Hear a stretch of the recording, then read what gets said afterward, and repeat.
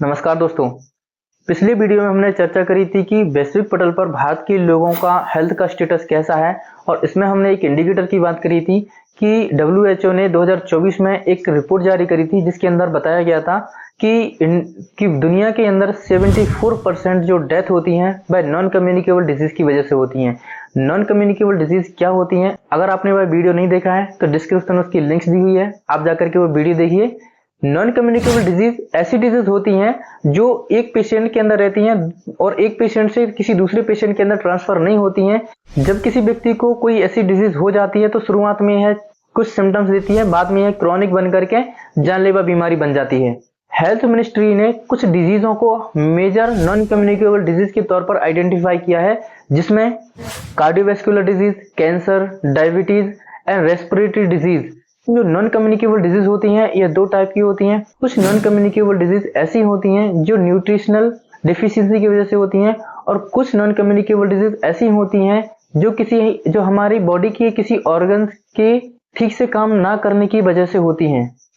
जो non communicable disease होती हैं इसमें 45% डेथ कार्डियोवैस्कुलर डिजीज की वजह से, 12% डेथ कैंसर की वजह से, 22% डेथ रेस्पिरेटरी डिजीज की वजह से और 3% डेथ डायबिटीज की वजह से होती है। इस रिपोर्ट के अंतर्गत एक और हैरान करने वाला आंकड़ा बताया गया है, जिसमें कहा गया है कि 3.5 मिलियन लोग ऐसे हैं जो हर साल नए हाई ब्लड प्रेशर के मरीज होते हैं, और जिनको हाई ब्लड प्रेशर होता है इनकी उम्र 25 से लेकर के 45 ईयर, यानी कि जिन लोगों को हाई ब्लड प्रेशर की शिकायत रहती है यह यंग जनरेशन होती है। साल 213 मिलियन लोग ऐसे होते हैं जिनको हाइपर कोलेस्ट्रेमिया हो जाता है। हाइपर कोलेस्ट्रीमिया ऐसी डिजीज जिसके अंदर हमारे ब्लड के अंदर जो कोलेस्ट्रॉल का लेवल होता है वह बढ़ जाता है, जिसकी वजह से हार्ट संबंधित डिजीज होने के चांसेस बहुत ज्यादा बढ़ जाते हैं। इस रिपोर्ट के अंदर एक जियोग्राफिकल डेटा भी बताया गया है, जिसमें कहा गया है कि भारत की जो साउथ के स्टेट हैं जिसमें गोवा, पौंडीचेरी, केरल, यहाँ पर डायबिटीज के सबसे ज्यादा मरीज पाए जाते हैं।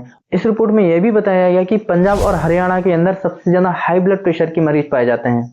दोस्तों, नॉन कम्युनिकेबल डिजीज से होने वाली डेथों में 60% लोग अर्बन एरियाज के अंदर रहते हैं और 40% लोग रूरल एरियाज के अंदर रहते हैं।